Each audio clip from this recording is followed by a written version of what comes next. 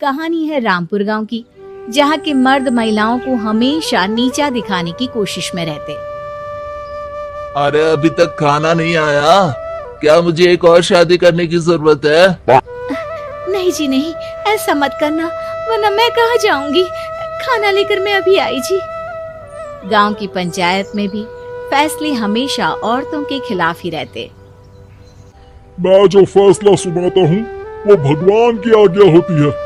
इस लड़के ने अपने मन से शादी करके अच्छा नहीं किया।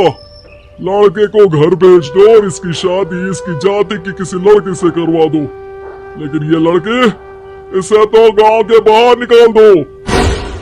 नहीं नहीं जमींदार साहब, ये क्या बोल रहे हैं? ऐसा नहीं हो सकता। मेरी बेटी मासूम है, इसे अच्छे बुरे की समझ नहीं है। अरे कहाँ जाएगी ये बेचारी? कहाँ जाएगी? इतनी चिंता है तो पूरे परिवार का गांव निकाला कर देते हैं। बेचारे पूरे बसे बसाए परिवार को गांव छोड़ना पड़ता है। चाहे जो हो, अगर बेटियों को कंट्रोल नहीं कर सकते तो गांव में रहने का कोई मतलब नहीं है। यहाँ औरतों को दब कर रहना होगा। कोई भी अपने हिसाब से कुछ नहीं कर सकता, सब ईश्वर की मर्जी से ही होगा। तभी गांव का एक आदमी दौड़ा दौड़ा आता है।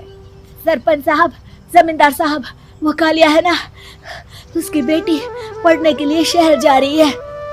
अच्छा, ये कब हो गया? और कालिया की हिम्मत कैसे हो गई ऐसा करने की? लेकर आओ उसे और उसकी बेटी को। बस फिर क्या था, हाजिर हो जाते हैं कालिया और उसकी बेटी सरपंच के सामने।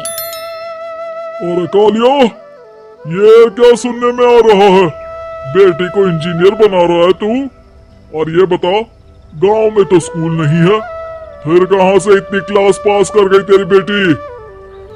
राधा, जो कि कालिया की बेटी है, उसे लगता है कि सरपंच उसकी तारीफ कर रहे हैं। सरपंच जी, मैंने ऑनलाइन पढ़ाई की है, डिस्टेंस लर्निंग से। सभी में मैंने अच्छे नंबर पाए हैं, जिसे देखते हुए शहर की इंजीनियरिंग कॉलेज में मुझे स्कॉलरशिप मिली है। वाह जी वाह, क्या होती है ये? पहले तो ये बताओ, फिर आगे की बात करते हैं। पूरा गांव राधा की बात सुन रहा था और राधा बोलती जा रही थी। तो ऐसे मैं फ्री में एक अच्छी शिक्षा लेकर गांव में जो कुछ परेशानियां हैं, जैसे बिजली, पानी और इंटरनेट जैसी समस्याओं के लिए काम करूंगी।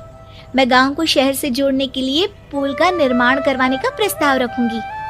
मुझे पूरी उम्मीद है कि जल्द ही हमारा गांव भी तरक्की की राह पर चल पड़ेगा। राधा की बात सुनकर सारे गांव वाले ताली बजाने लगते हैं। सरपंच को समझ नहीं आता कि वो क्या करे। चुप रह नादान लड़की, गांव के खिलाफ जाने के लिए तुझे गांव से बेदखल कर दिया जाएगा, वो भी पूरे परिवार के साथ। और हाँ, अगर ठीक से गांव में रहना चाहती है तो ये पढ़ाई लिखाई छोड़ दे। हम तेरे लिए गांव का कोई होनहार लड़का देखेंगे। तभी गांव का एक आदमी बोल पड़ता है। अरे नहीं नहीं सरपंच जी, राधा बिटिया जो बता रही है, अगर वैसा हो जाए तो हम लोगों को पैसा कमाने के लिए बाहर नहीं जाना पड़ेगा। हाँ जी, और ना ही कोसों दूर पानी के लिए भटकना पड़ेगा। हमारे बच्चे भी अच्छी पढ़ाई कर सकेंगे और आगे बढ़ेंगे, ना कि हमारी तरह खेती करते बैठेंगे। क्यों गांव वालों, राधा बिटिया का साथ देना चाहिए ना। सरपंच देखता है कि गांव राधा के साथ है तो वो चुप हो जाता है। वो घर आकर अपने सलाहकार से बात करता है, जो बहुत ही चालाक किस्म का इंसान होता है। अरे सरपंच साहब, आपको बहुत ही होशियारी से काम लेना पड़ेगा। एक बार गांव तरक्की कर गया, यहाँ के बालक पढ़ लिए तो कोई ना पूछेगा आपको।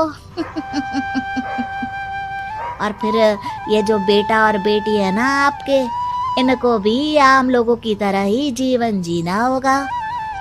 हाँ, लेकिन करे तो क्या करे? वो ना आप मुझ पर छोड़ दीजिए, बस मैं जैसा बोलूं करते जाइए। अगले रोज सुबह जब गांव वाले सोकर उठते हैं तो राधा के घर के बाहर और साथ ही वो लोग जिन्होंने राधा का सपोर्ट किया था, उनके घर के आगे लाल रंग से कल आऊंगी लिखा होता है। कल आऊंगी, ये क्या होता है? अरे यह तो खून से लिखा है, लगता है कोई भूत प्रेत या चुड़ैल का साया है। चलो सरपंच जी के पास चलते हैं। सभी सरपंच के पास जाकर उसे सारी बात बताते हैं। अरे ये तो बड़ी मुश्किल की बात है। चलो मैं एक बाबा को जानता हूँ, उन्हें बुला लेता हूँ। सरपंच बाबा को लेकर गांव के घर के बाहर जाता है। ओहो, तो ये वो चुड़ैल है जो उन लोगों को निशाना बनाते हैं जो गांव को बदलने का सपना देखते हैं। वो गांव को ऐसे ही संपन्न देखना चाहती है, वो नहीं चाहती कि कोई बाहरी यहाँ का कायाकल्प करे। क्या तुम लोगों में से किसी ने गांव को बदलने की सोच रखी है?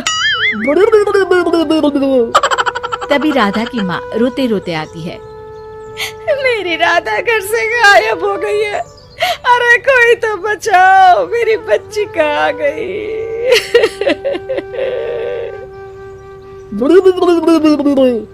ले गई वो चुड़ैल, तेरी बच्ची को ले गई।